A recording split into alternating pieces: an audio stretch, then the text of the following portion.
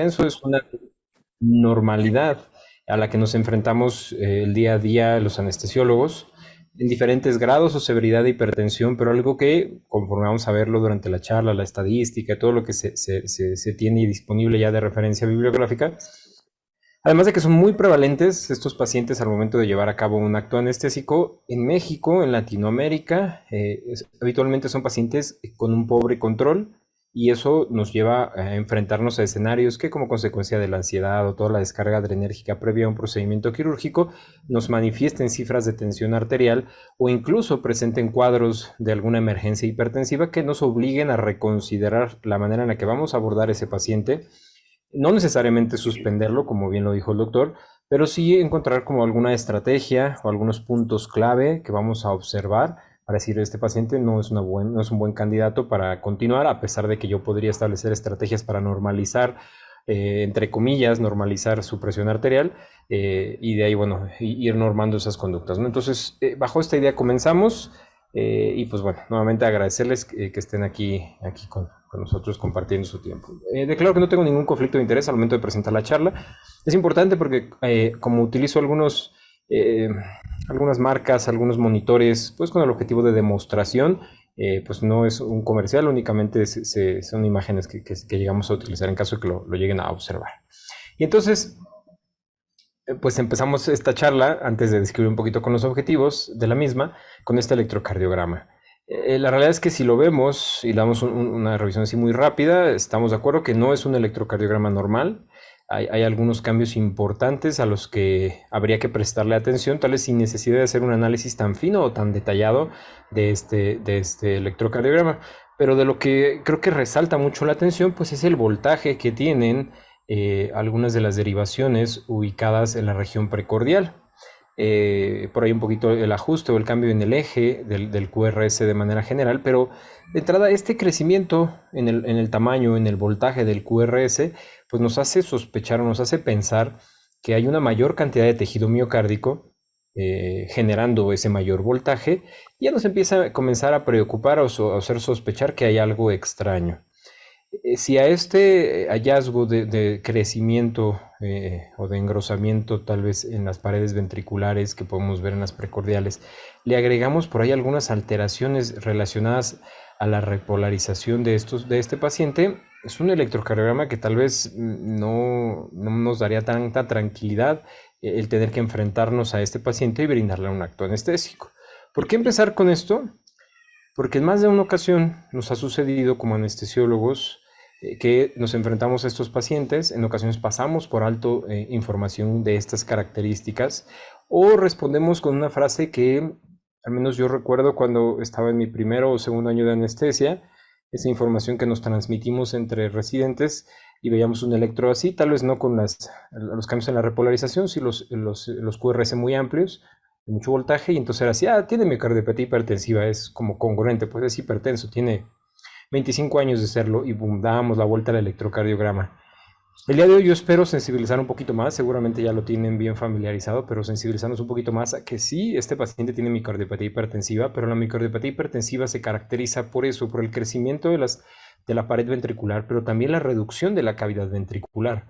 Entonces, al empezar a usar estos términos, nos damos cuenta que nos empezamos a parecer a otro paciente muy complejo, el que sí solemos tener como mucha consideración o respeto, que es el paciente en estenosis aórtica, sobre todo si esta es muy grave, muy severa, y entonces ahí sí pensamos, ok, estenosis aórtica, obstrucción del flujo, cavidades pequeñas, paredes gruesas. Pero resulta que el hipertenso, tal vez no tenga esa obstrucción al flujo, no estática como una estenosis aórtica, pero sí tiene una obstrucción al flujo de salida por componente de resistencias sistémicas, y eso desencadena esta hipertrofia que ustedes ven con la consecuente reducción de cavidades. Entonces resulta que, si bien son pacientes diferentes, con complejidad diferente, el mecanismo a través del cual el corazón se va dañando es muy parecido. Entonces tal vez no deberíamos subestimarlos, sobre todo en casos con electrocardiogramas de estas características.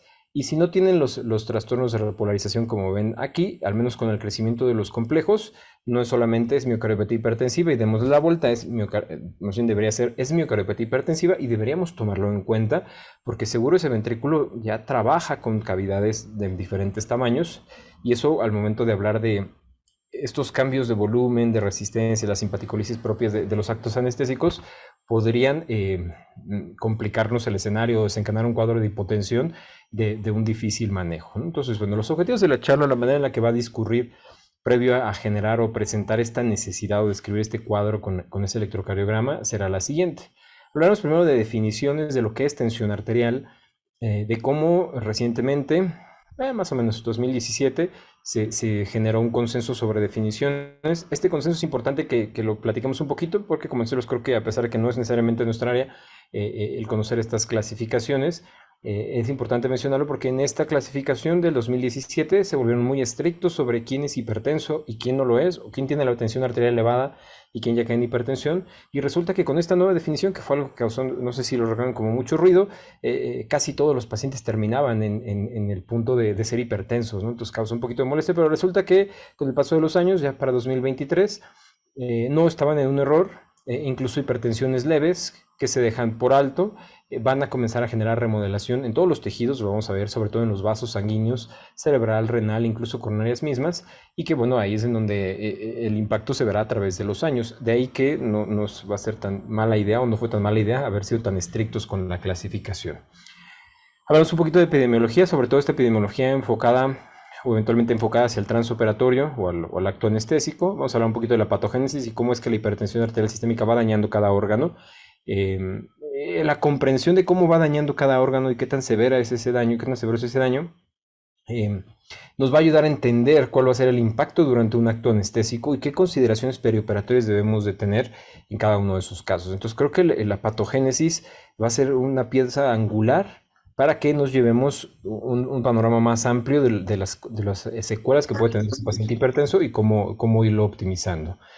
Entonces, en definiciones, básicamente la tensión arterial, que sería como el término correcto desde el punto de vista como físico, por así llamarlo, es la energía que ejerce la sangre sobre las paredes vasculares. El resultado o el número que se obtiene depende de esa energía, pero también de las características de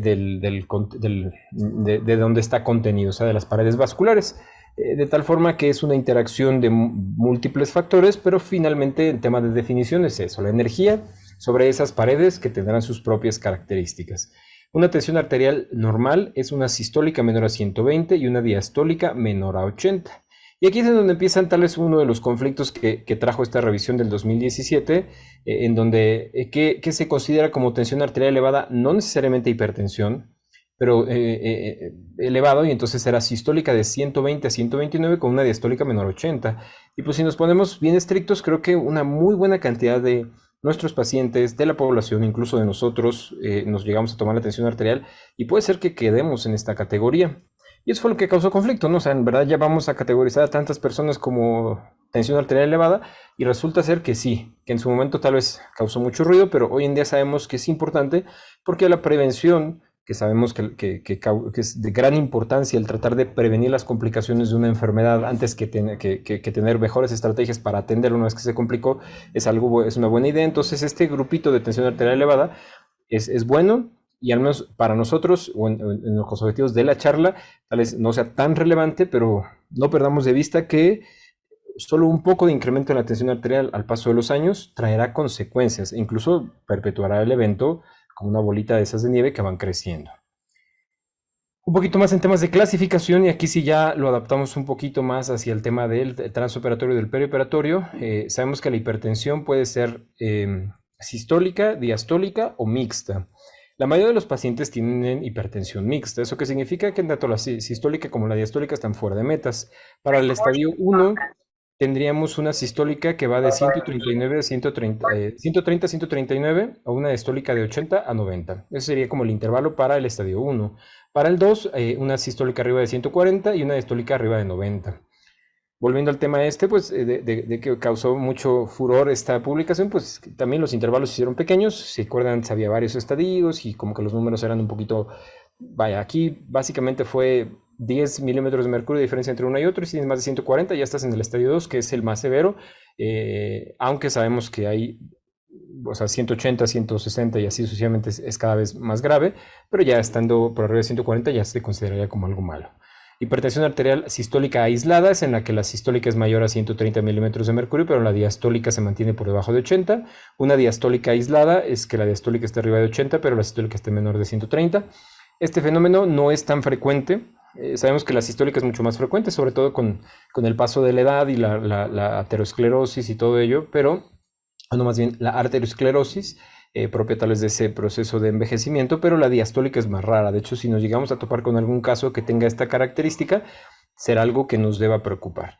Y un último punto es la hipertensión arterial de pulso. Esta para el anestesiólogo es muy relevante, como lo vamos a ver en los algoritmos más adelante. Y si tenemos una presión de pulso mayor a 80 milímetros de mercurio, es así como un punto de alarma, ¿de acuerdo? O sea, traduce que es una diferencia muy amplia entre sistólica y diastólica. Habla de la gran diferencia que hay entre la complianza que tiene el corazón, su energía de eyección y los vasos. Entonces, el tener una diferencial tan amplia nos va a hablar de esa diferencia en complianza, tal vez esa rigidez en los diferentes tejidos, pero esa rigidez va asociada con menor autorregulación y entonces es el tejido cerebral rígido, poco compliante, que no genera buena vasoconstricción o vasodilatación y entonces no puede compensar los descensos en la presión arterial, lo mismo en tejido renal o en las coronarias mismas. Entonces el paciente con hipertensión de pulso es como el que más nos debe preocupar en el transoperatorio o en el preoperatorio, ya que es el que menos autorregulación va a tener o la va a tener más desplazada hacia la derecha, como lo vamos a ver más adelante. Un poquito de epidemiología, son cifras así como devastantes. 26% de la población mundial tiene hipertensión y esto es partiendo de la idea de que está diagnosticada. Probablemente la cifra sea más alta para todos aquellos pacientes que no tienen la oportunidad de integrar un diagnóstico o no se hace un adecuado reporte. Y bajo esta misma tendencia se acepta que el 29%, o sea, el 30%, o sea, un tercio de la población mundial para el 2025 será hipertenso. ¿Eso qué significa? Que las posibilidades de que tengamos un paciente hipertenso el día de mañana, que demos un acto anestésico, es altísimo, ¿de acuerdo? Entonces, pues de aquí la gran importancia de hablar de este tema y de ponernos de acuerdo en algunas cosas y cómo lo vamos a hacer. Es la causa primaria de enfermedad cardíaca, así como de evento vascular cerebral, y a su vez la enfermedad cardíaca y el evento vascular cerebral son la causa número 1 y 3 de mortalidad en todo el mundo para las edades adultas. Entonces, pues vaya, creo que estamos jugando con un elemento grave, valga el término, sí, con un gran mal, por así decirlo. Digo, requiere tiempo para hacer ese daño, pero es un gran mal. Va a estar frecuente, bueno, va a ser prevalente en pacientes mayores de 50 años, en más del 50% de los casos. Uno de cada dos de mayores de 60 años van a tener hipertensión. Esta enfermedad ocasiona 7.3 millones de muertes por año. Y fíjense bien, de reportes de Estados Unidos, China y Canadá, me parece que el control de hipertensión, a pesar de sus diferentes sistemas de salud, está entre el 22%, para China el 13.6%, y estadísticas respecto a hombres y mujeres, de acuerdo a su origen étnico, o sea, afroamericanos, caucásico, americano o mexicano, tenemos cifras diferentes. Sabemos que los afroamericanos tienen una mayor tendencia a tener hipertensión y que esta sea un poco más severa y que es más frecuente que suceda y con mayor severidad en el hombre versus que la mujer, como temas realmente estadísticos o de números, ¿no? Entonces no perder de vista que el caucásico mexicano es el que va a tener como la versión menos severa de hipertensión, el afroamericano es el que va a tener la versión más severa. Y regresando al recuadro anterior respecto al control de la hipertensión, si en estos sistemas de salud, que tal vez no son los mejores del mundo, pero que tienen una optimización de recursos mucho mejor aplicada que nosotros, logran estas tasas de control, pues resulta que nosotros seguramente estamos en cifras muchísimo más feas, por así llamarlo, sí, más altas, y eso pues nos debería preocupar bastante, ¿no? Con estas diapositivas ya establecimos como un contexto y hablamos como de una necesidad, ya es así como aplastante, la necesidad de que el anestesiólogo conozca el tema y no solo lo conozca, sino se prepare para recibir estos pacientes y tome decisiones de acuerdo a cómo estos pacientes llegan. La hipertensión arterial aislada, o sea, como tal, es un factor de riesgo para desarrollar enfermedad coronaria, falla cardíaca, falla renal, demencia, enfermedad vascular cerebral e incremento de la pérdida sanguínea en el perioperatorio. Y no solo porque esté hipertenso que sangre más, lo vamos a ver más adelante. El estar hipertenso también hace que las plaquetas y algunos otros elementos de la coagulación dejen de funcionar como deben y eso también los hace más propensos a sangrar a pesar de que no estén hipertensos. Ahora, estos son factores de riesgo para estas enfermedades. Pero resulta que como anestesiólogos nosotros debemos de preocuparnos, obsesionarnos por este concepto de MACE, que son las siglas en inglés de estos conceptos de eventos cardiovasculares perioperatorios mayores, bueno, no solo cardiovasculares, también cerebrales o cerebrovasculares mayores. Y resulta que se vuelven más frecuentes, pasando del 1 hasta el 7%, o sea, tiene un incremento importante cuando tiene hipertensión el paciente, y en particular incrementa eventos de isquemia miocárdica, arritmias severas o arritmias de difícil tratamiento, enfermedad vascular cerebral y paro cardíaco. Entonces, otra vez establecemos esa descripción de que el hipertenso, y vaya que no estamos hablando del hipertenso severo, eso es algo importante, ¿no? Porque creo que a veces lo minimizamos y decimos, bueno, pero tiene 130, 85, venga, o tiene 5 años de ser bueno. Resulta que estas estadísticas tratan de no ser, no importa cuán severo sea el hipertenso, la propensión a estos eventos vasculares mayores, perioperatorios, están presentes, aunque sea el que sea una versión, un estadio 1 o un estadio 2, ¿de acuerdo? Obviamente, mientras más grave, más incidencia, pero incluso el que está en un estadio, o sea, el leve, por así llamarlo, también es propenso a presentar estos eventos, ¿no? Entonces, para que no lo subestimemos. El mayor riesgo en el perioperatorio, y aquí empezamos con algunos números a los que les vamos a prestar mucha atención para toma de decisiones, es una sistólica mayor a 180 milímetros de mercurio o una presión de pulso de 80 milímetros de mercurio. Recordemos que la presión de pulso, solo para que todos estemos en el mismo canal, en caso de que por ahí alguien se la haya olvidado, se calcula restándole la diastólica a la cifra sistólica. Básicamente es la manera en la que la vamos a obtener, ¿de acuerdo? Ahora, vamos a continuar un poquito. ¿Cuál va a ser el impacto? Ahora sí, hablando un poquito de la fisiopatogenia de la hipertensión arterial, en particular en el tema del corazón, ¿no? Entonces resulta que el corazón, al ser sometido a un paciente hipertenso, pues este va a estar trabajando siempre con un incremento en la poscarga. ¿Eso qué significa?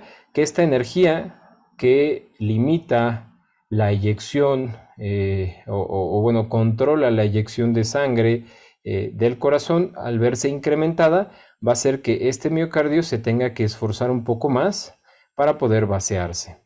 Eso traduce en un mayor estrés parietal para el ventrículo izquierdo.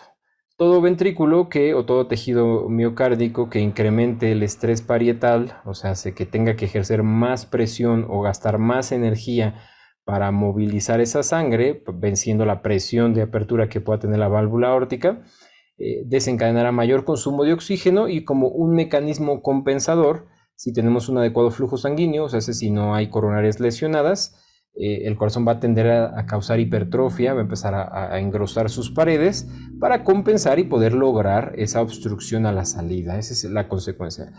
Ese mayor grosor también va a ir comprometiendo con el paso del tiempo el flujo de las coronarias, como lo vamos a ver más adelante, por eso se vuelven más propensos a trastornos de repolarización o trastornos de isquemia.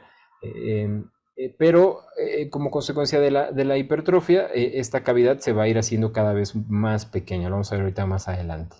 Y de la mano con eso, empezarán a desarrollar algún grado de disfunción ventricular. Puede ser diastólica, o sea, una incapacidad para relajarse de la manera adecuada, y con el paso del tiempo, cuando esto ya avance y sea muy severo, se sucederá una sistólica, o sea, una incapacidad para contraerse. Y es en el segundo paso porque pues al tener tanto tejido miocárdico, para fallar en la sístole es difícil, pero el problema será en la diástole. Entonces por ahí ya debemos empezar a pensar que algunas de las cosas que debemos cuidar en estos pacientes es la duración del periodo diastólico. O sea, por ahí vamos a empezar a pensar tal vez en la duración de los periodos de relajación.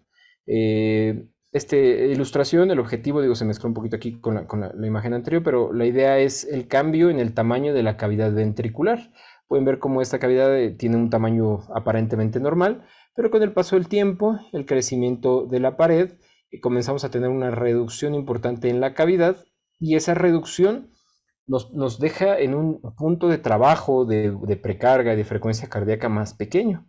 Y entonces el gasto cardíaco se va a ver modificado más fácilmente cuando hay alteraciones en precarga o alteraciones incluso en la frecuencia cardíaca. Lo vamos a ver un poquito más adelante. Tratando de recordar aquellos factores que determinan el gasto cardíaco, así como un repaso general, y vamos a tratar de entender cómo estos cambios adaptativos del corazón ante la hipertensión arterial nos van a dejar con un marco de trabajo bien chiquito al momento de querer optimizar las condiciones hemodinámicas, sobre todo en escenarios de decisiones o de cambios súbitos, como pasa cuando hacemos una inducción anestésica o el cambio de alguna posición o la pérdida súbita de volumen. El gasto cardíaco va a estar determinado por dos factores, que es la frecuencia cardíaca y el volumen sistólico. Esta de frecuencia cardíaca va de la mano no solo con el número, sino también con el ritmo, ¿de acuerdo? Obviamente un ritmo organizado con la característica sinusal o la coordinación ahí atrioventricular nos dará un mucho mejor gasto que aquellos ritmos que no tengan esa característica. Hacemos mención porque a veces se nos va esta parte de la frecuencia cardíaca, perdemos de vista que además del número también debemos tomar en cuenta el ritmo. Y el volumen sistólico está determinado por tres factores, a pesar que aquí se vean cuatro, estos dos se van a unir en uno solo. El primero es la precarga, que sabemos que es un concepto que tiene que ver no solo con volumen, lo hemos asociado muy fácilmente con volumen, pero en realidad tiene que ver también con la compliance que tienen las cavidades a donde va a llegar ese volumen.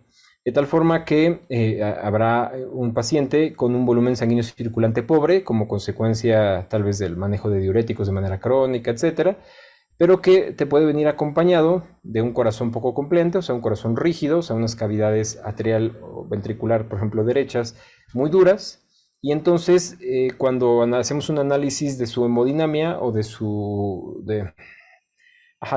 congestión venosa, por así llamarlo, parece que todo está en orden, a pesar de que sabemos que este paciente trabaja con un volumen sanguíneo circulante menor al ideal de él, y esto, como les decía, tal es el manejo de falla cardíaca o el manejo tal vez de algún problema de función cardíaca, y que va de la mano con un corazón durito, ¿no? Rígido. Entonces la precarga parece que está normal, pero en realidad no es que esté normal, es que cambiaron las características de las cavidades como consecuencia de la enfermedad cardíaca del paciente. El hipertenso va a tener cavidades pequeñas, menos compliantes porque están rígidas, y entonces eso hace que con modificaciones en la precarga, a la alza o a la baja, se desestabilice más fácilmente.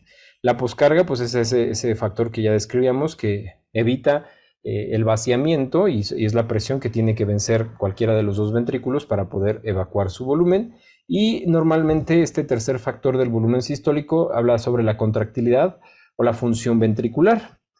Normalmente decimos contractilidad, pero la realidad es que deberíamos tratar de separarlo y hacer análisis tanto de la función sistólica como de la diastólica. Por eso es que lo separo en dos componentes para que no nos quedemos únicamente con la idea de contractilidad. Porque tal vez vamos con ese eco transtorácico perioperatorio y entonces vemos que tanto se contrae y decimos, bueno, pues es que este hipertenso, se contrae con fuerza. Creo que la función contráctil está bien, pero recuerden que aquí no vamos a tener problemas de la función contráctil, aquí vamos a tener problemas de la relajación y entonces es ahí en donde, por eso debemos tratar de separar el concepto y dejarlo en sistólico y diastólico.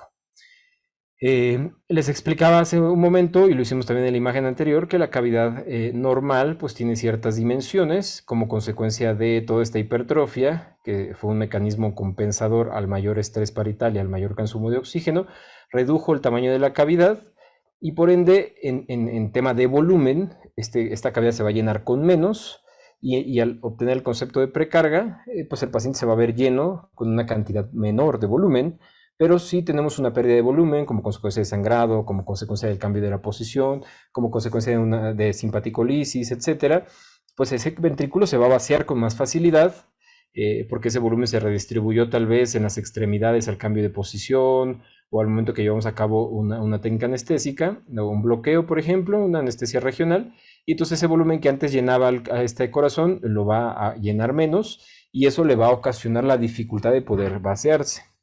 Esto que les estoy contando me remonta cuando tenemos alguna charla sobre paciente con estenosis aórtica porque tienen el componente muy parecido, pero este que estoy contándoles es un hipertenso crónico con el electrocardiograma que les mostré al inicio, entonces realmente no es tan raro y requiere de medidas de cuidado tantas como ese tal vez aórtico al que sí le tendríamos más consideraciones, por así llamarlo. Otra de las características, y lo vemos en un eje transversal, algo que es importante, además de la reducción en el tamaño de la cavidad, es que al tener esta mayor masa ventricular, una de las consecuencias es que cuando el ciclo cardíaco favorezca la relajación o favorezca la diástole, esa gran masa ventricular no va a permitir que se relaje, o sea, la relajación se va a hacer limitada, incluso aunque favorezcamos una reducción en la frecuencia cardíaca, etcétera, y eso también nos debe poner en contexto que vamos a trabajar con un ventrículo poco compleante, que trabaja con volúmenes un poquito más controlados y de incluso la necesidad de decir, bueno, es que este paciente tal vez le haga mal el que lo restringamos demasiado de líquido, sobre todo si hay grandes pérdidas en el transoperatorio. Hagamos unos ejercicios de gasto cardíaco para que tratemos de aplicar y comprender el impacto de lo que les acabo de explicar. Resulta que el paciente 1, el ejercicio 1, es un paciente que está en un volumen, en un ritmo sinusal con frecuencia de 80 latidos por minuto. El volumen sistólico normal está entre 60 y 80. Y resulta que este paciente sano, que viene con una adecuada estado de hidratación previo, o sea, no fuimos tan agresivos con el ayuno, tiene un volumen sistólico de 80. Si multiplicamos estos dos, pues el resultado de gasto cardíaco, que también lo podemos abreviar con Q, es de 6.4 litros por minuto. Habría que indexarlo a ese paciente para ver si estamos bien, pero creo que 6.4 litros está perfecto, ¿no? Ahora empecemos a avanzar hacia pacientes con hipertensión de diferente severidad, pero especialmente empieza a agravar el componente de disfunción diastólica, o sea, es más grueso el ventrículo y la cavidad es más pequeña. Frecuencia cardíaca la misma, también en un ritmo sinusal, solo que este paciente ya tiene algún grado de hipertrofia ventricular izquierda, ya tiene como una versión incipiente de disfunción diastólica, y bajo las mismas condiciones de hidratación, la volemia y todo eso que describíamos, ahora tiene 40 mililitros. Entonces, ese paciente, como les explicaba, si ustedes lo evalúan por ecocardiografía transesofágica, transtorácica y ven todo el tema de la congestión, bueno, el tema de volumen y si va a responder a él y todo eso, parece que todo está en orden.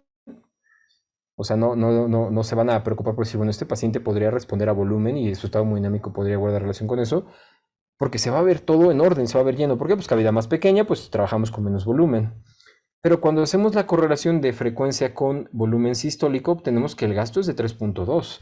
Y es un gasto bajito, digo, lo vamos a correlacionar por ahí con el índice de masa corporal, pero 3.2 litros es realmente es un número bajo que si lo dejamos así durante todo el perioperatorio, o bueno, todo el intraoperatorio, es muy probable que desencadenemos hipoperfusión y que seguramente se va a ver manifestada con hipotensión. Ahora avancemos un poquito más con el siguiente escenario. Resulta que ahora tenemos un paciente con un poco más de frecuencia, 100, tal vez 100, como anestesiólogos no nos va a preocupar tanto, o sea, lo vamos a observar, vamos a decir, bueno, es anormal que tenga 100, vamos a prestar atención, todavía no nos hemos salido de números así como meta, pero ya empieza a preocuparnos, ¿no? Pero todavía no le hemos hecho nada y este paciente ya está en 100. Y le podemos preguntarnos, ¿estará ansioso, estará inquieto o tendrá o esta 100 es un componente de compensación hemodinámica por su estado o por las características de sus cavidades? Y resulta que al momento de hacer ese análisis de ecografía encontramos que cursa con hipertensión ventricular, izquierda, pero ya tiene algún grado de disfunción diastólica, pero esta ya tal vez está en un estadio 2 o incluso 3, en donde el volumen sistólico es de 32. Entonces, con más frecuencia cardíaca, logramos un gasto cardíaco muy parecido. Pero resulta que si nosotros modificamos esta frecuencia cardíaca, tal vez está un poquito taquicárdico, vamos a bajarle la frecuencia cardíaca, póngale un poquito de ansiolítico o por ahí algún opioide. Al bajarle la frecuencia cardíaca, puede ser que mejore un poquito el volumen sistólico, pero tal vez el resultado global es que nos lleve a una reducción del gasto cardíaco.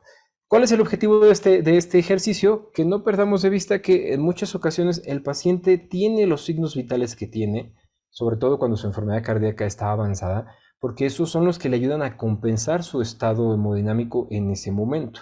De ahí el concepto que vamos a hablar un poquito más adelante de bajo las condiciones de presión arterial y todo eso que lo encontremos, es muy probable que no debamos moverlo demasiado de ese punto porque así es como el cuerpo ha encontrado la manera de compensar y mantener su autorregulación. Ahora en el siguiente ejercicio, y sea como el último ejercicio, en este escenario en el que como consecuencia de tenemos un paciente con una menor frecuencia cardíaca, esa menor frecuencia cardíaca nos dio la oportunidad de incrementar el tiempo de llenado, elevó el volumen sistólico a 55 y al llevar a cabo ya el análisis del gasto cardíaco, pues tenemos que estamos también, bueno, estamos en 3.4, ¿no? Seguimos un poco bajos, aunque incrementó un poco.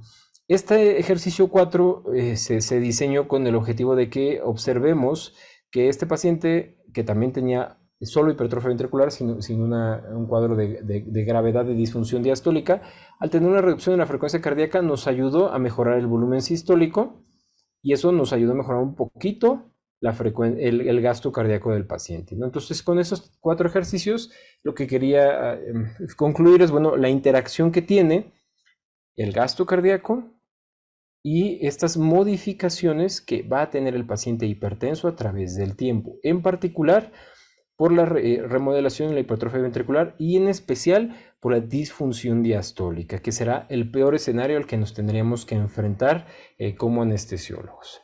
Ahora, el gasto cardíaco o este Q va a desencadenar una tensión arterial que dependerá de con cuánta energía se eyecta, pero también cuánta tensión tienen los vasos. Pero la perfusión coronaria sabemos que, bueno, es una que sucede en ambos ciclos, predomina en diástole. Antes el concepto muy natural era que solo sucede en diástole, pero no, es que sucede en los dos fases, pero predomina en diástole. Y una presión de perfusión coronaria se calcula con la presión arterial diastólica o la presión, bueno, ubicada idealmente en la raíz aórtica, menos el D2 del BI. El D2 del BI no es otra cosa más que la presión que se queda dentro de la cavidad izquierda al final de la diástole. O sea, la presión con la que tiene que vencer el flujo en las coronarias para llegar hasta su meta. Una cifra normal debe ser mayor a 50 milímetros de mercurio. Pero pensemos que una D2 DBI de un paciente con poca severidad o no tan grave tenga tal vez 12 o 15, pues tendríamos que tener una diastólica por lo menos de 65 o de 70 para conservar una presión de perfusión coronaria de 50 con un D2 DBI, como les decía, de 12 o 15. Y una diastólica de 65 o 70, a veces creo que somos muy flexibles o llegamos a ser muy flexibles o hay periodos en el intraoperatorio que dicen, bueno, podemos esperar. El tema es que en ese periodo tal vez que esperemos o que no somos tan estrictos con la presión de perfusión, estamos desencadenando hipoperfusión coronaria, ¿no? Entonces es importante tomarlo en cuenta.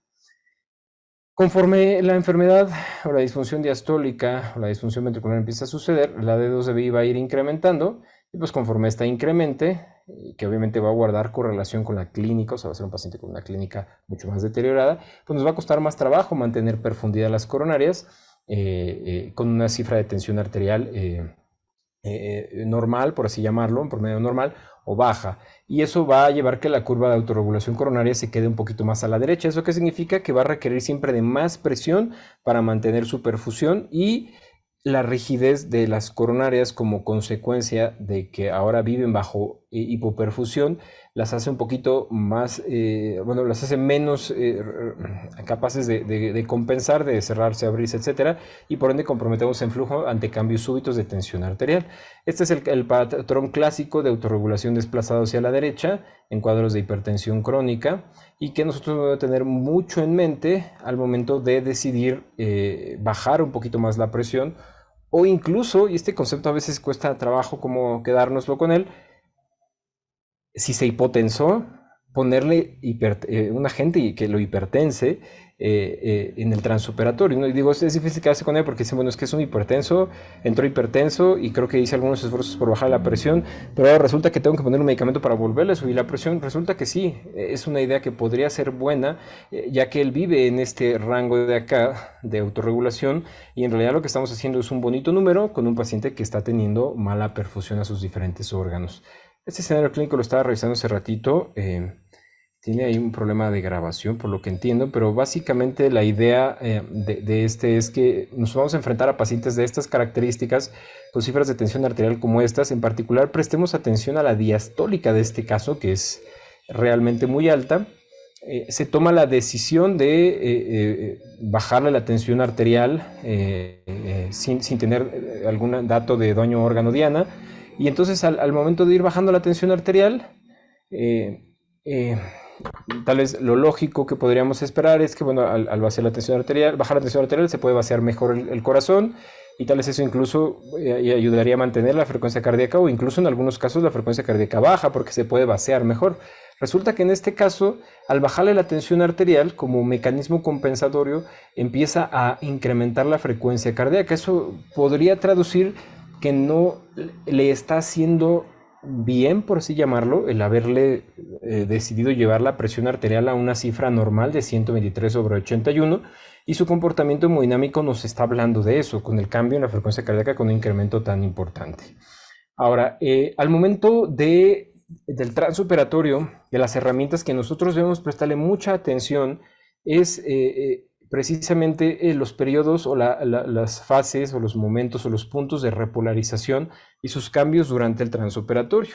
La manera de explicarlo, si bien es cierto que esta imagen es para otro tipo de patología, en donde tenemos trayectos intramiocárdicos de las coronarias, tratemos de homologarlo al hecho de que conforme el corazón se vuelve más grueso, las coronarias se ven colapsadas y ese colapso, si nosotros le agregamos un incremento de la frecuencia cardíaca, como pasó en el caso que les acabo de presentar hace un momento, hacemos que se llene menos o que se colapse la coronaria y entonces empezamos a tener sitios que no están bien perfundidos. En particular sitios de localización subendocárdica. Ahorita vamos a hablar de esa parte, como el infarto, bueno, la lesión en el transoperatorio o en el intraoperatorio sucede de adentro hacia afuera, o sea, del subendocárdico hacia el subepicárdico. Y estamos muy acostumbrados a ver cambios en el electrocardiograma, como este de aquí, por ejemplo, que ya nos habla de subepi, o sea, ya estamos algo tarde para eso.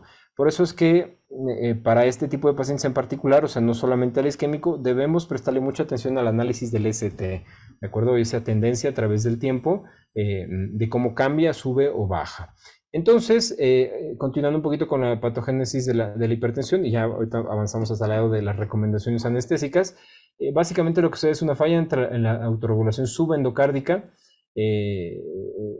Vamos a tener lesiones o alteraciones a nivel renal ante eventos de hipertensión, pues porque esta autorregulación, que no solo sucede en el subendocardio, sino va a estar presente en todos los tejidos, hace que sea menos tolerante a la hipotensión o a la reducción de flujo, entonces tengamos más incidencia de daño renal. El estrés pulsátil va a desencadenar ruptura plaquetaria y lesión endotelial, haciéndolos más propensos no solo a lesión, sino, por ejemplo, miocárdica, sino ya eventos que desencadenen oclusión y que nos lleven ya a un SICA como tal. Y obviamente a isquemia miocárdica perioperatoria, los famosos MINS, que tendrían que ver con mayor consumo y menor aporte, tal vez incluso ya por el desarrollo de estas placas, como venimos describiéndolo con el estrés pulsátil, en donde eventos de taquicardia acompañados de hipotensión, eventos de taquicardia acompañados de hipotensión, como vimos en el escenario anterior, o aquellos de hipertensión en el postoperatorio, podrían agravar el impacto de isquemia en el transoperatorio, en el postoperatorio más bien. En el caso del evento vascular cerebral tiene también que ver la autorregulación y cómo esta va a estar desplazada a la derecha, pero también los vasos sanguíneos se hacen más gruesos, esto con el objetivo de compensar y de frenar la presión elevada de manera crónica, pero cuando se hipotensan, pues son menos compliantes, esos mecanismos de autorregulación se pierden, entonces por eso son más propensos a un evento vascular cerebral, y el mecanismo es muy parecido respecto a la patología renal. No me voy a detener demasiado en esto, creo que hemos como estado repitiendo esas ideas en las diapositivas previas. Entonces, al momento de llevar a cabo la evaluación preanestésica, ¿a qué le debemos de prestar mucha atención? Bueno, pues debemos prestar mucha atención al manejo farmacológico, qué fármacos tienen, cuántos tienen, qué perfil tienen cada uno de ellos. O sea, si algunos tienen el objetivo de bajar el volumen circulante, de ocasionar diuresis, de antagonizar los receptores de calcio, si usa ECAS y ARA, si los usa con el objetivo de protegerse de la remodelación ventricular o de protegerse de la hipertensión, y ver la calidad de respecto a su apego. Al analizar los diferentes agentes antihipertensivos es que llegaremos a la conclusión de cuáles podríamos dejar y cuáles podríamos suspender. Sabemos que en general todos se dejan hasta el día previo del procedimiento y solamente IECAS y ARA se deben suspender. Esto es indistinto de si son para control antihipertensivo o si son inhibidores de la remodelación cardíaca. No importa que la dosis sea de 6 miligramos de captopril, no importa, la suspendemos y después la reiniciaremos ya en el postoperatorio. Debemos identificar factores de riesgo para eventos cardiovasculares o neurológicos mayores, a los famosos MACE, y esta sería una lista de signos o síntomas a los que debemos de prestarle atención y que nos van a ser síntomas de alarma, a los que muy probablemente nos lleven a reconsiderar el pasar a ese paciente a procedimiento quirúrgico, ¿no? Entonces, estos puntos serán clave y que guardan relación con toda la fisiopatogenia que describimos previamente. Junto con ello, las cosas que debemos evaluar si es que las tenemos disponibles, porque sé que a veces no es la realidad en, o en todos los centros, un electrocardiograma en donde vamos a buscar datos de hipertrofia ventricular izquierda, patrones de sobrecarga o alteraciones en la repolarización, como lo vieron, la presencia de algún grado de isquemia, como lo vieron en el primer electrocardiograma, o alguna arritmia severa. Estos puntos yo considero que la mayoría de los pacientes los tenemos, está a la mano, si no se puede solicitar y nos puede ayudar a dar una idea de qué tan severa es el impacto que ha tenido la hipertensión en esos pacientes. Si tenemos un ecocardiograma con un buen reporte, si no tenemos tanta experiencia al ver las imágenes, pues prestaremos atención no solo a la hipertensión, digo, a la hipertrofia, evaluaremos si tenemos alteraciones de la función global y segmentaria, o sea, si alguna parte del corazón no se mueve como debería, en particular en el componente sistólico. Hablaremos un poquito de la FEBI, aunque no le vamos a dar tanta importancia. Vamos a ver patrones geométricos a la manera en la que se mueve. Si nos dice que se mueve mal, nos va a hacer pensar tal vez de que hay sitios que han sido mal perfundidos o que tenga algún antecedente de lesión o isquemia. El grado de hipertrofia, pero en particular para esta charla, como les he venido contando, la severidad de la disfunción diastólica. Mientras más severa sea la disfunción diastólica, es más probable que con el acto anestésico presente una hipotensión o un cuadro de inestabilidad que sea de difícil manejo, porque no va a ser tan sencillo decir solamente, se hipotensó, ponle volumen, o si potencio ponle un vasopresor. Es muy probable que te vamos también a considerar para estos casos de disfunción diastólica cómo modificar la función contráctil o en particular más bien el lusitropismo.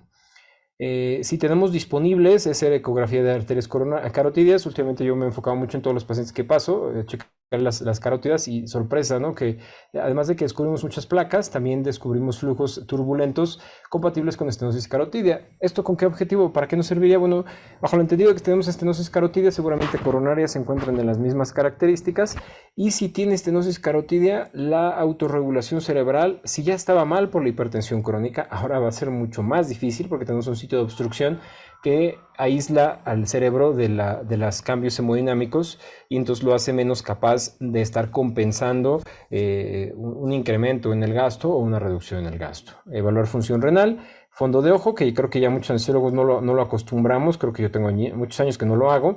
Mejor a veces les pongo el ultrasonido en el ojo, pero tal vez sería una buena alternativa si no conocemos la severidad del cuadro o si no tenemos tal vez incluso un electrocardiograma. Pues vamos a echar un vistazo al fondo de ojo para ver qué tanta retinopatía hipertensiva tiene, niveles de glucemia, así como electrolitos, ¿no? Y esto de niveles de glucemia es muy frecuente que esté asociado a hipertensión y diabetes, y lo de electrolitos pues por el impacto en la fisiopatogenia de la hipertensión sobre el riñón. Factores clínicos de riesgo que debemos de tomar en importancia. Estos son los factores agrupados de acuerdo a las características. Estos no son exclusivos del paciente hipertenso, son en general para el paciente cardiópata, pero si el paciente presenta algunos de estos factores de riesgo que no son nada actuales, pero que a través del tiempo han demostrado que son los importantes a los que tenemos que prestar atención, debemos considerar que además del hecho de enfrentarnos al hipertenso, tenemos alguno de estos adicionales. Y al correlacionarlo con el tipo de procedimiento que lo van a realizar, podemos concluir la probabilidad que tiene este paciente de hacer un MACE, o sea, un evento cardiovascular mayor en el transoperatorio, que nos obliga a ser más cuidadosos sobre nuestras metas y sobre las transiciones en los signos vitales del paciente. Y entonces ahora viene una de las grandes preguntas de esta charla, ¿no? Que al final a veces me lo imagino como... Bueno, sí, qué padre la fisiopatología, pero ahora cuéntame cuál selecciono para cirugía y cuál no, ¿no? Entonces, bueno, pues ¿cuál sería la mejor conducta? Este artículo que les presento no es tal vez lo más reciente, o este algoritmo tal vez no es lo más reciente, pero al ir revisando la bibliografía me di cuenta que todos coinciden en algunos números y en algunas conductas que hacer en estos pacientes. Y dice que debemos empezar con una medición adecuada de la tensión arterial, y esta va a estar encaminada, no solo la medición, sino la revisión, o sea, lo que vimos en el cuadro previo, a identificar alguna lesión a órgano diana. Eso es muy importante. Si el paciente tiene algún dato de compromiso a algún órgano, ya sea algún grado de encefalopatía, no sé, por ejemplo, reducción en la función renal, no lo sé, algún cambio en el electrocardiograma que nos esté sugiriendo tal vez lesión o isquemia. Bueno, esos puntos de lesión órgano son nuestros focos rojos para decidir si al paciente hipertenso o al muy hipertenso lo vamos a someter al procedimiento. Esta disyuntiva es fundamental para el anestesiólogo. Creo que en todos los algoritmos que hemos revisado siempre prestamos atención si es cirugía electiva o si es cirugía de emergencia.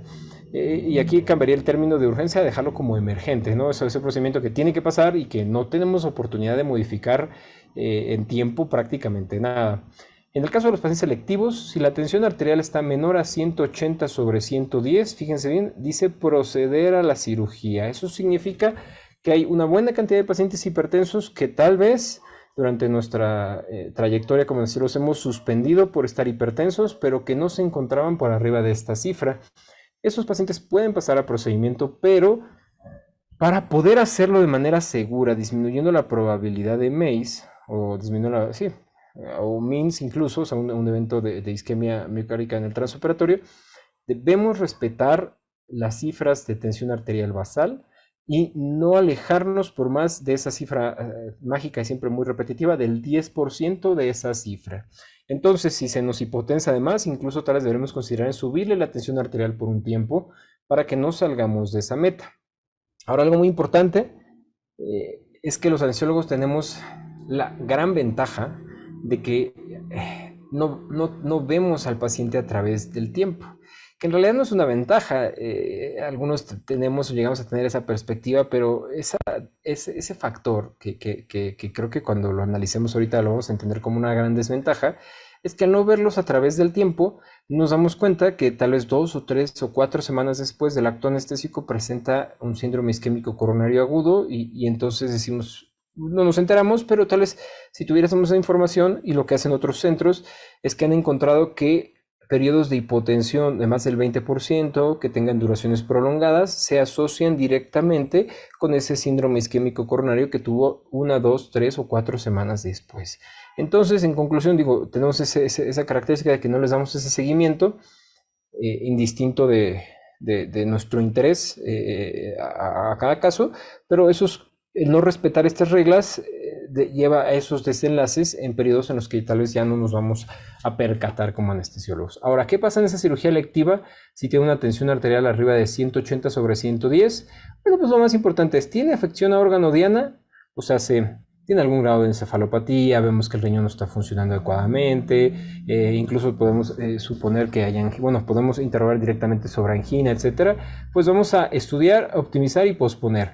Aquí recomiendan que se haga de 4 a 6 semanas, pero ¿por qué 4 a 6 semanas? No siempre están esas cifras en las presentaciones. Bueno, resulta que es porque si vamos a iniciar algo, por ejemplo, digamos que tiene angina, y tal vez no es candidato como tal a un procedimiento de cateterismo, o tal vez no se vería beneficiado de ello, pues si le van a iniciar un beta bloqueador o si le van a utilizar algún otro fármaco para optimizar la angina, por ejemplo, o la función cardíaca, debe ser el paciente expuesto a esa nueva estrategia al menos 4, idealmente 6 semanas. Si vamos a hacer el beta bloqueador, debe estar al menos 6 semanas con él y considerarlo nuevamente procedimiento quirúrgico. Entonces, de ahí pues, la idea de siempre posponer y de 4 a 6 semanas. En particular, debe ser de 4 a 6 semanas bajo el nuevo tratamiento, ya sea antihipertensivo o inhibidor de la remodelación o antianginoso, etcétera. Lo que sea que se haya decidido en conjunto con el equipo cardiovascular o el equipo crítico, bueno, pues ese tiempo debería esperar.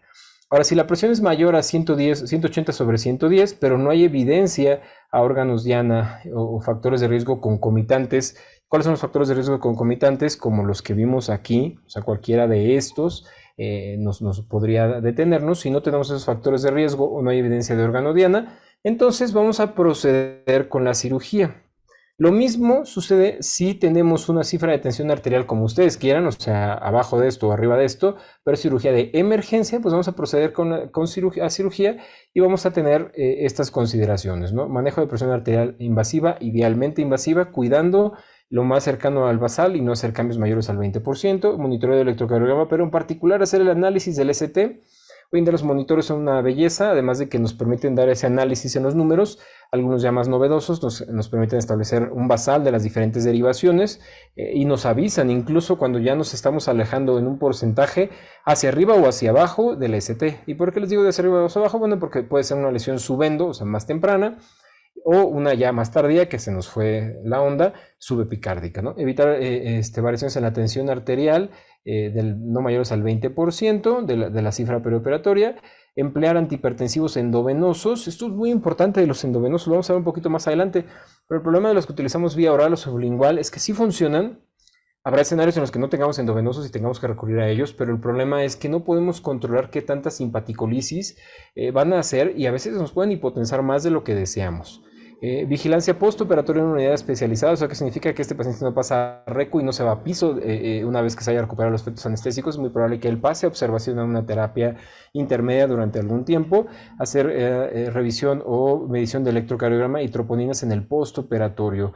¿Por qué? Pues porque entró con cifras de tensión arterial elevadas, entró en procedimiento emergente y requiere que le demos seguimiento y antes de dar el alta estar seguros que no está desarrollando un evento cardiovascular mayor en su entrancia intrahospitalaria. Entonces, manera de resumen, ya para ir cerrando un poquito la charla, vamos a tratar de hacer la prevención a lesión de órgano blanco, pero también complicaciones tardías.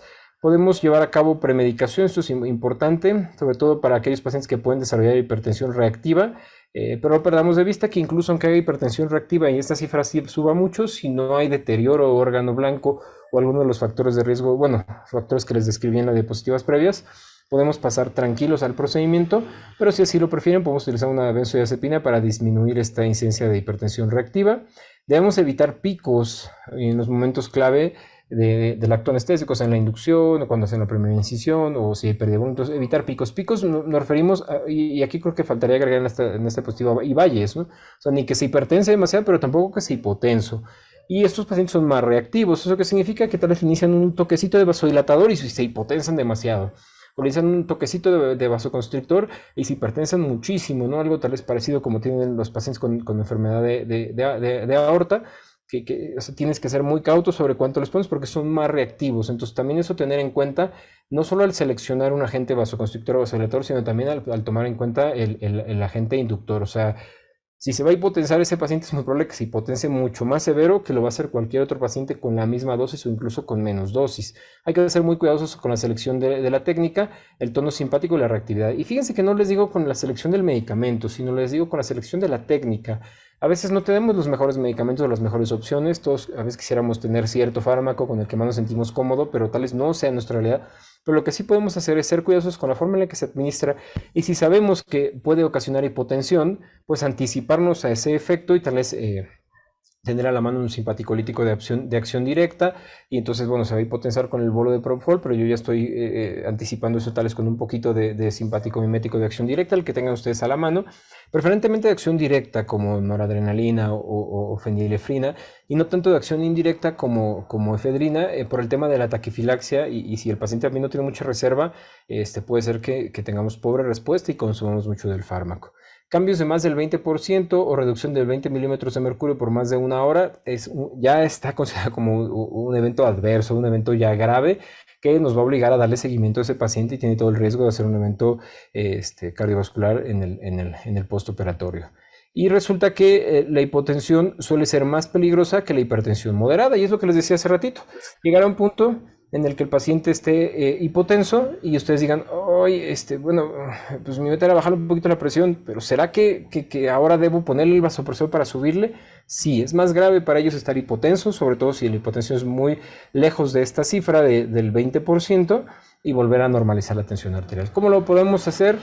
Podemos utilizar, me voy a ir un poquito ya directo al tema de los fármacos, la vía oral o la vía intravenosa para resolverlo, en particular en la vía oral o sublingual en el transoperatorio. No es tan recomendable ya que no podemos controlar qué tanto vamos a bajar la tensión arterial del paciente.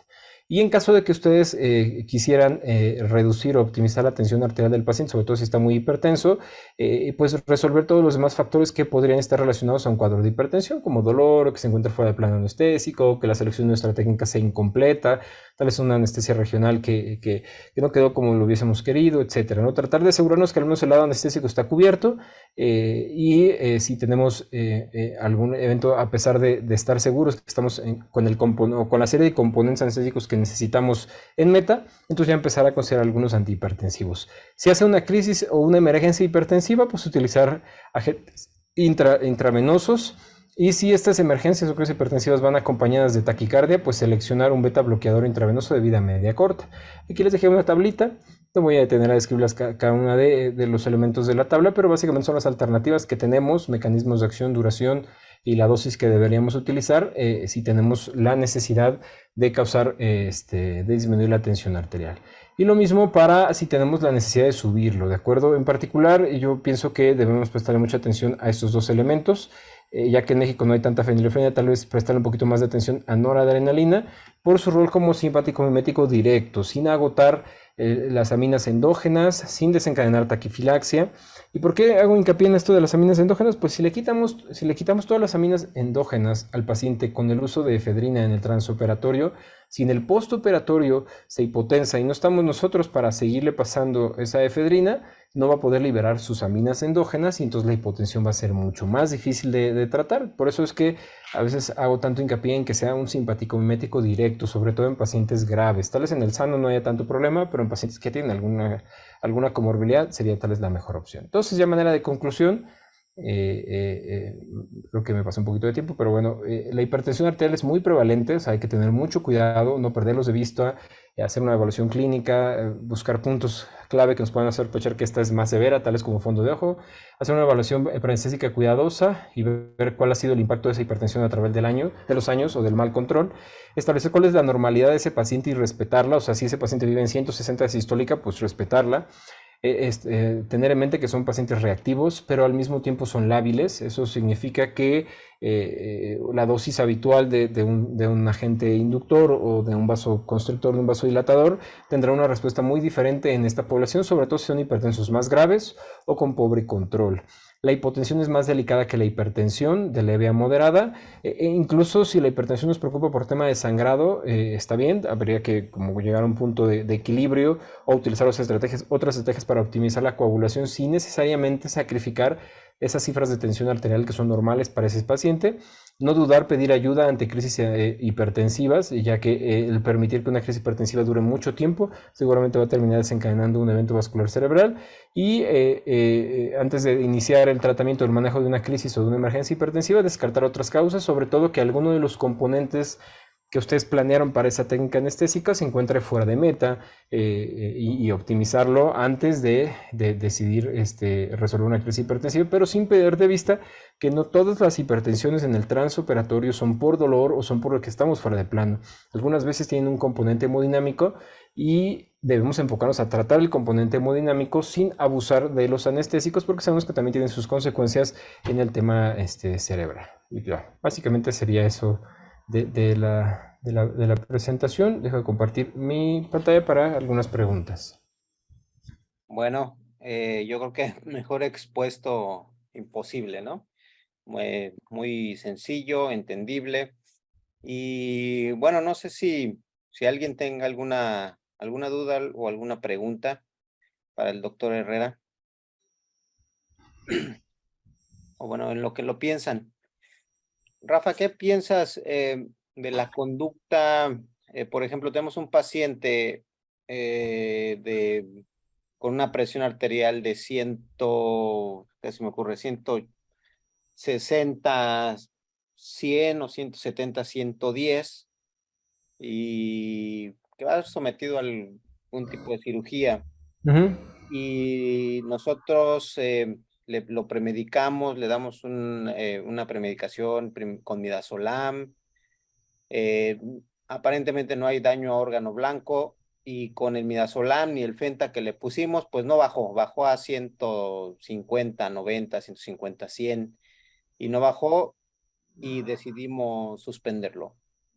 ¿Qué piensas de esa conducta? Pues creo que no, desde el punto de vista del paciente, tal vez podríamos usar más datos de él, pero creo que con esa información no sería la mejor alternativa suspender el procedimiento, ya que las cifras no se encuentran dentro de lo que al parecer la evidencia ya nos ha dicho que deberíamos considerar suspender, o sea, no superó esa línea tal vez de 180, 110, no hay daños órgano blanco, o órgano daño, órgano diana, disculpen, Y tampoco, por lo que entendí, hay como algún otro factor importante a tomar en cuenta, no sé, alguna arritmia, antecedente de isquemia, etcétera, ¿no? Entonces, como no tiene ninguna de esas características, a pesar de que no le bajó la tensión arterial, suspenderlo no sería la mejor opción para ese paciente, porque además, junto con eso, le estamos ganando otro problema de salud, porque ahora su cirugía, cual sea que sea su necesidad quirúrgica, se va a diferir para más adelante. Y nada nos garantiza que más adelante vaya a estar mejor controlado, no vaya a tener el mismo comportamiento, y que incluso creo que a muchos nos ha llegado a suceder que se llega a reprogramar y lo volvemos a ver 2, 3 meses después y tiene exactamente el mismo comportamiento y le des otra vez lo tenemos que volver a suspender, pero si ya lo optimizaron los fármacos, tal vez sea una cuestión reactiva en donde seamos nosotros los que nos tenemos que adaptar un poquito más a sus características, a ser inflexibles y decir, no, estás hipertenso, vas a sangrar, te vas a besear, etc. Entonces creo que nos deberíamos adaptar un poquito más. En el caso concreto que usted escribió, creo que a pesar de que no respondió, tal vez no continuar profundizando demasiado esa parte de la sedación para no traer otras complicaciones, pero tampoco suspender únicamente por el componente hemodinámico. Al contrario, cuidarlo, mantener esas cifras y ir con nuestra técnica anestésica acorde a la cirugía que le van a realizar. Esa sería, creo que, mi impresión derivada de la bibliografía y de la charla que dimos. Ok. Eh, una más. ¿Qué piensas del uso de la dexmedetomidina en aquellos pacientes que en el transoperatorio presentan cifras tensionales altas y en la dexme embolitos, pues? Ok. Como tal, la dexmedetomidina está descrita en esta parte de la revisión biológica que hice para la charla, pues sí, como un coadyuvante para controlar la reactividad que se va a tener de estos pacientes y también a bajar o disminuir un poquito el tono simpático. Sin embargo, dijo una frase clave y es en bolos, ¿no? Entonces, sabemos que la dexmedetomidina va a funcionar con el paso del tiempo, aunque la pasemos con bolos, y entonces nos va a dar tal vez esa reducción en el tono simpático, nos va a dar algún grado de sedación, pero esto requiere del componente de tiempo.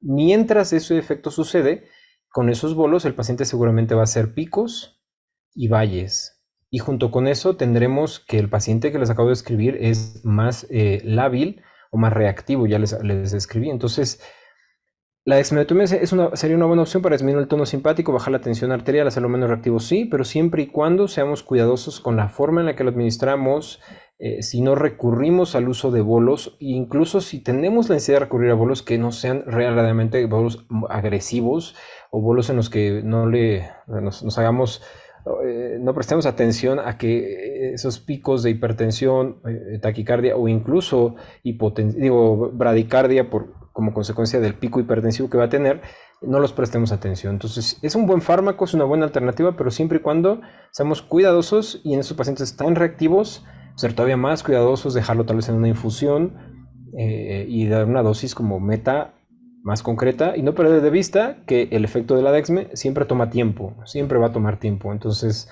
no querramos que se le baje la presión o logramos la meta de simpaticolisis y de sedación a los 5 minutos o los 3 minutos o algo así, ¿no? Cifras objetivas de tiempo.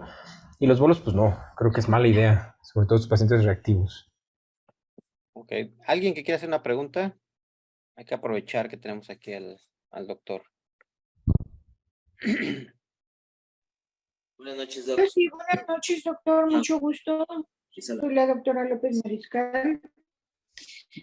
Yo le quería preguntar, ¿usted que habla del uso de beta-bloqueadores y eventos cerebrales?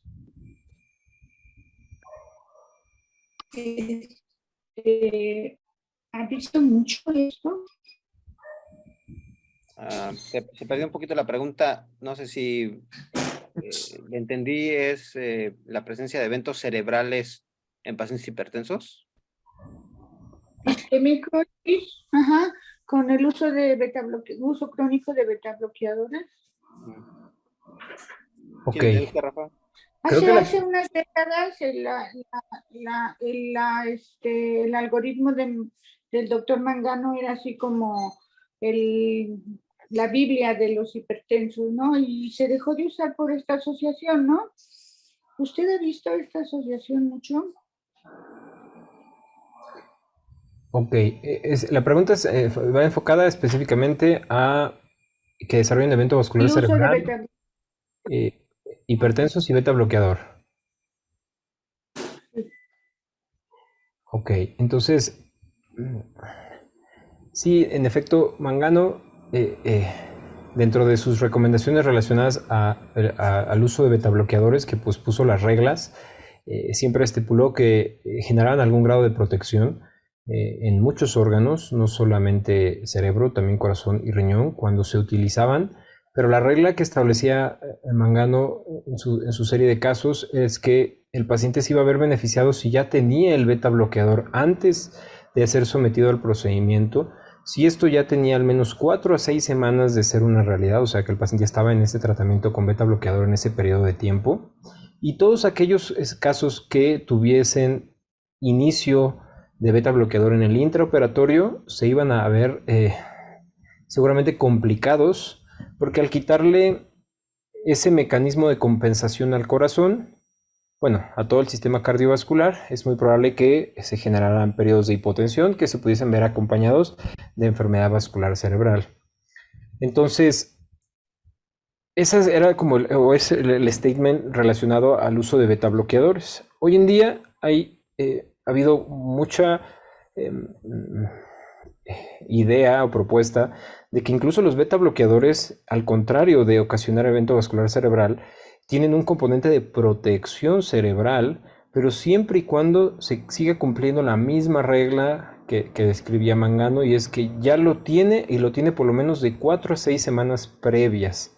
Si en el intraoperatorio lo usamos, sobre todo en estos agentes intravenosos, sin un cuadro concreto de hipertensión, taquicardia, es muy probable que no le demos el beneficio al paciente y al contrario, lo hagamos más propenso a un evento vascular cerebral porque le quitamos los mecanismos de compensación con el beta bloqueo. Entonces, sí es más probable que suceda si lo iniciamos, si no lo está usando, sin el contexto de hipertensión y taquicardia, sí, y que desarrolle evento vascular cerebral, sí. Básicamente creo que sería más o menos eso la idea, pero las recomendaciones de Mangano no cambian respecto a que si ya lo tiene y al menos tiene 4 o 6 semanas con él, que siga. Si no lo tiene, no se lo iniciemos, le vamos a quitar un mecanismo de compensación. Y lo nuevo es eso, ¿no? Que probablemente sí proteja al cerebro, pero tampoco todavía es contundente esa evidencia. Muchas gracias, doctor. Navarro, ¿querías comentar algo? Adelante. Yo quería preguntar algo, bueno, no como tal preguntar, sino poner un contexto un poco sobre los pacientes que tienen hipertensión secundaria a alguna otra enfermedad. Apenas vimos un caso muy interesante de un paciente que fue sometido a una tiroidectomía total, tenía una tormenta tiroidea y afortunadamente nosotros lo teníamos, no con antihipertensivo, pero nosotros teníamos medicamentos que de cierta manera disminuían las resistencias. En este caso el halogenado lo teníamos un poquito de infusión de propofol, o sea, ese tipo de mecanismos, a su vez, yo que lo que quería comentarles, sí es recomendado a lo mejor utilizar este tipo de medicamentos que aunque como tal su efecto principal no es hacia la presión arterial, sí te van a mantener en un estado hemodinámico adecuado a tu paciente. Entonces, esa era mi pregunta. O en su defecto, empezar a disminuir los medicamentos que tú tienes que te están manteniendo una normovolemia e iniciar algún tipo de infusión o el medicamento con algún, no sé, antihipertensivo, ya que como sabemos, pues las hormonas tiroideas causan inotropismo, aumento de las resistencias vasculares y por lo tanto hipertensión. Claro, sí, es una buena aportación, ya que la manera en la que presentamos hoy la charla está enfocada al hipertenso crónico y que va a entrar a un procedimiento, tal vez no con las características de liberación de catecolaminas, indistinto si es por hormonas tiroideas o por la producción directa de las mismas. Y entonces, bueno, estábamos describiendo un paciente con características diferentes, sobre todo esa parte de crónico para un procedimiento tal vez no tan complejo. Si vamos a un procedimiento de esta complejidad, o sea, un paciente en el que está en riesgo de una tormenta tiroidea o está en riesgo de hacer una emergencia hipertensiva como consecuencia de la liberación de catecolaminas o feocomocitoma productor, etcétera, pues nuestra meta está enfocada a contrarrestar cualquiera del comportamiento que tenga el paciente. Por eso es que esos casos pues, se conducen con vasoconstrictores cronotrópicos por un lado y vasodilatadores y cronotrópicos negativos por otro lado. Y sabemos que podemos estar jugando entre los dos escenarios. Pero eso no significa, y ojo, muy importante, que si el paciente estaba hipertenso previamente y esta hipertensión sea crónica, tengamos que utilizar antihipertensivos o beta bloqueadores para llevarlos a la normalidad. Ese paciente ya tiene una hipertensión crónica, entonces tal vez vamos a evitar que haga 250/150 de tensión arterial, pero si él empezó su procedimiento con 160/100, pues probablemente nos quedemos en ese intervalo, pero sí apoyándonos de ambas estrategias, ¿no? O sea, cronotrópicos negativos, beta bloqueadores, pues, o en el otro lado, si se hipotensan, pues vasoconstrictores. Sabemos que la anestesia para ese tipo de procedimientos requiere toda una charla, porque no solo se trata de decir cómo vamos a cuidar al hipertenso, sino más bien es cómo se da la anestesia en ese contexto específico, y si además es hipertenso, de todos modos le tenemos que cuidar, no alejarnos de su basal o de su cifra de tensión arterial constante. No sé si explico la idea, o sea, si aplica lo de hoy, pero para hablar de tirotoxicosis o de tormenta tiroidea o de emergencias hipertensivas por fiocromocitomas, es otra charla completa en donde habríamos que apoyarnos de los dos pilares, ¿no? Acelerar, hipertensar o hipotensar y disminuir la frecuencia cardíaca. Muchas gracias. ¿Alguien más? ¿Alguna otra pregunta? Rafa, ¿cuál serían? Bueno, yo sí quiero platicar mi experiencia. Tengo varias tesis de hipertensos, cohortes de hipertensos. ¿Qué pasa con los hipertensos? Y tenemos una tesis ahí en el hospital, muy buena. La muestra no es muy grande, es como de 150 pacientes, pero seguimos a los pacientes que eran suspendidos por presiones mayores de 160, sistólicas mayores de 160, y nos salió un riesgo relativo de mortalidad más de 2.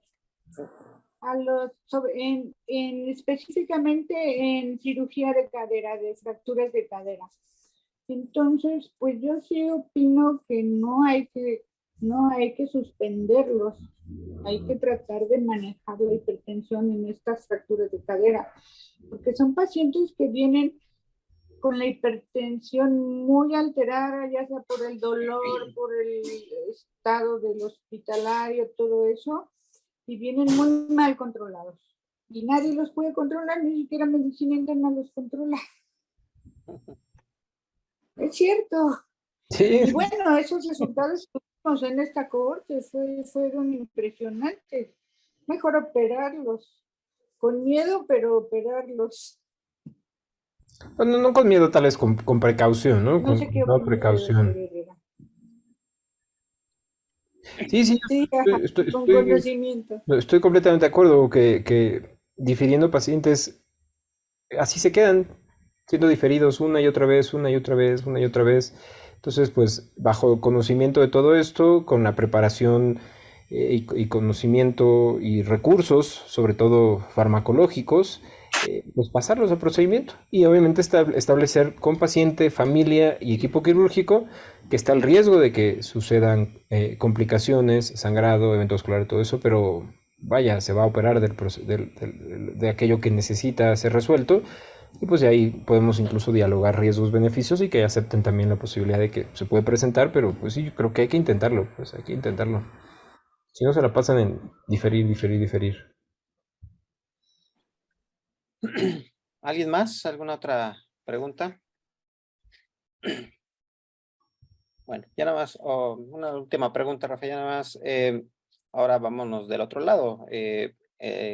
¿Cuáles serían como las condiciones en donde sí debemos de tener la precaución o igual de, pues sí, suspender el procedimiento? ¿En qué pacientes y cuáles serían los daños a órgano diana que nos tendrían que alertar o tener mayor precaución que otros? O de hecho, pues sí, en algún momento sí diferir al paciente. Pues de entrada debería ser un procedimiento electivo, para poder hacer ese diferimiento. La cifra de tensión arterial sugerida por la bibliografía, pues esa sistólica arriba de 180, tal vez esa diastólica por arriba de 110. Y una vez que cumplimos estas dos características, pues vamos a ver si hay alteraciones a órgano diana. ¿Cuáles serían los órganos más importantes a los que deberíamos prestarle atención? Digo, más allá de si está oligúrico, si tiene alteraciones hidroelectrolíticas, etcétera, sería cerebro y corazón. En particular, cerebro, si tenemos datos clínicos de déficit neurológico, o sea, y obviamente esto es muy probable que suceda en pacientes ya de mayor edad, entonces no correlacionar o no tratar de concluir que todas las alteraciones o déficits neurológicos sean de demencia o algo a lo que no le prestamos atención. Si el paciente tiene algún grado de alteración, está desorientado, etcétera, tal vez podría tener que ver con la presión y lo podríamos considerar como un daño a órgano blanco. Y acompañado a eso, pues también podríamos pensar en cefalea o algunos otros datos como zumbido de oídos, etcétera, que vaya, nos deben hacer pensar que esa hipertensión está fuera de lo que está acostumbrado a manejar el paciente hipertenso. Y creo que nos ha llegado a suceder, ¿no? Conocen algún familiar que vive en 180 sobre 110 y nunca le duele la cabeza ni tiene zumbidos. Pero si ese paciente entra a procedimiento y sube un poquito más su presión, ya tiene zumbido de oídos. Entonces, no es normal que tenga zumbido de oídos. Y si es hipertenso crónico ahora tiene zumbido de oídos, es porque la presión está arriba de lo que está acostumbrado. Entonces, órganos diana, importante cerebro, y serían esos puntos a tomar en cuenta. Y el segundo importante sería corazón. En particular, identificar la presencia de angina. O sea, si el paciente dice que le duele, eso es lo más importante, ¿no? Siempre partir que la clínica nos va a ganar sobre la paraclínica que tengamos, ¿no? Si el paciente dice que le duele y si ese dolor se presenta con reposo o con mínimos esfuerzos, eso va a ser un síntoma de alarma, que incluso si es una plasticidad inguinal, resulta que el paciente dice que le duele y estamos en el diferencial que si es gastritis o no es gastritis, pero está muy hipertenso, creo que debemos detenernos porque ese dolor podría ser angina y sería de las cosas que más irresponsables, ¿no? Pasar el procedimiento pensando en que tiene angina e hipertensión. Cambios en el electrocardiograma que nos puedan sugerir problemas en la repolarización o isquemia, lesión o necrosis. Y básicamente serían los dos órganos punto diana más importantes a los que deberíamos prestarle atención. Sé que hay más órganos y sé que hay más indicadores de lesión a órgano diana, pero creo que si cualquiera de estos dos está dando lata, pues hay que detenernos, ¿no? Sobre todo si conjuntamos esa cifra de tensión arterial tan elevada y procedimiento electivo. Muy bien. Bueno, pues si ya no hay nadie más que tenga alguna pregunta, Rafa, te queremos agradecer esta charla, esta plática. Muy felicitarte, muy puntual, muy enriquecedora. Y bueno, pues invitarte quizás en algún otro momento a apoyarnos con alguna otra charla. Sobre todo, pues ahorita que está pues muy aplicado el Zoom, en eso es mucho más fácil Claro. aportar estas pláticas. Pues muchas gracias, Rafa, gracias a Gracias a todos. ustedes. Gracias a todos por su presencia y bueno, damos por finalizada el Zoom y por ahí nos vemos en el hospital. Muchas gracias, Rafa. Hasta luego.